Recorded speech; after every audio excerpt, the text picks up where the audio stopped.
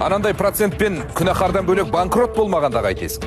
Сөйтіп кредиттік амнистия дегенге амалсыз құлағыңды түріп отырасың. Биылғы жылдың басты жаңалығы да сол. Жеке тұлғалардың банкроттығы туралы заң қабылданды.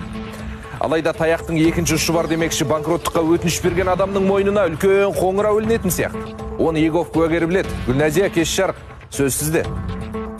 Несиесін төлей алмай жүргендердің банкроттық туралы өтініштері 3 наурыздан бастап қабылданады.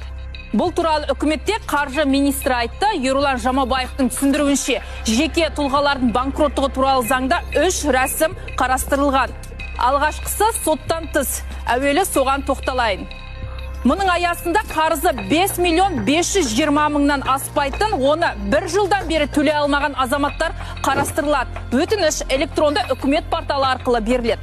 Мемлекеттік кірістер комитеті берген ақпаратқа сәйкес, өзін банкротпын деп жариялаған азаматтарға 5 жыл бойы қаржы ұйымдарына несие алуға шектеу қойылады.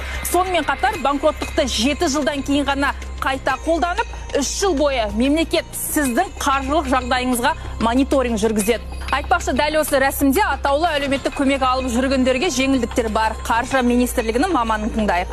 Елімізде әлеуметтік осал топтар бар. Яғни егер белгілі бір азаматтар мемлекеттен атаулы әлеуметтік көмекті алып отыр, және ол көмекті 6 ай қатарынан алып отыр дейік.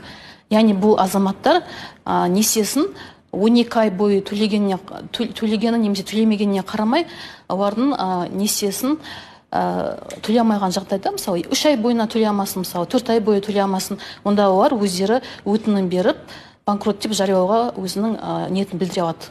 Қысқасы бұлай, 6 ай қатарынан тұрақты түрде атаулы әлеуметтік көмек алып жүрген отбасы соңғы 3 ай несиесін өте алмай қалды делік. Жоғарыда айтылған шарттарға қарамай сіз өтініш бере аласыз.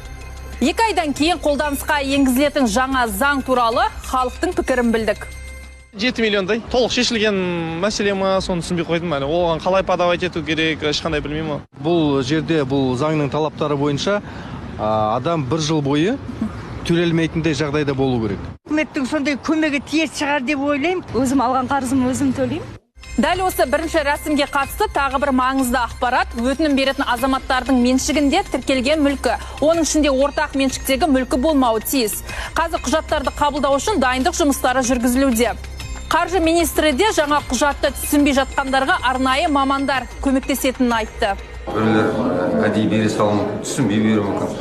Одан кейін мысалы жұмысқа тұрып, қаражат алу мүмкіндігі, жалақы алу мүмкіндігі оңайса, әрине ол енді өмір бақи банкрот болып жүрмейді. Қарыздан өтелсе, онда әрине мүмкіндігі бар, банкрот деп жариялау. Біз енді мәжбүрлеп банкроттыққа барлығын итермелеу емес қой. Әр азамат өзінің мүмкіндігіне қарай шешім қабылдау керек. Айтпақшы, министрлік цифрлық даму ведомствосымен бірлесіп, тұрғындарға 1414 нөмірінен SMS жолдап жатыр. Бұл халықты тек ақпараттандыру мақсатында. Хабарлама сіздің несиеңіз кешіледі дегенді білдірмейді.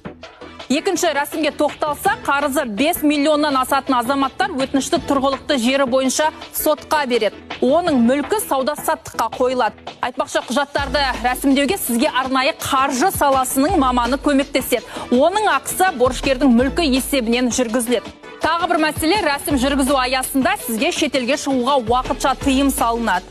Үшіншісі, төлем қабілеттілігін қалпына келтіру. Маманды тыңдайық. Азамат банкрот деп танылмайды. Ол қадымғы жаңағы шектеулердің ешқайсысы оған қолданылмайды. Тиімді тұсы осы. Егер де азамат сол рәсімді қолданса, ол міндетті түрде сол ай сайын осы қарызды төлей алатын мүмкіндігі болу керек, яғни белгілі бір табыс көзі болу керек. Және де ол аталған қарызын оған сот белгілі бір график қойып береді де, өзіне жаңағыдай қалтасы көтеретіндей ай сайын төлей алатындай. Және де осы 5 жыл бойына ол осы қарыздарын бөліп төлеуге мүмкіндік алады. Сонымен қатар бұл жерде яғни өсімпұлдары есептелмейді. Әзірге нақты тапсыратын құжаттар тізімі пысықталуда, алдағы күндері белгілі болады дейді жауапты орган. Айтпақшы, алаяқ пысықайлардан сақ болыңыз, бұл рәсім түгел тегін жүргізіледі. Қосымша ақпаратты жанымда көрсетілген сайт, телефоннан біле аласыздар. Бұдан бөлек қарашаға заңның мән жайын түсіндіретін азаматтарға арналған үкіметтің байланыс орталығы мен мемлекеттік кірістер комитетінің мамандары оқытылып жатыр екен.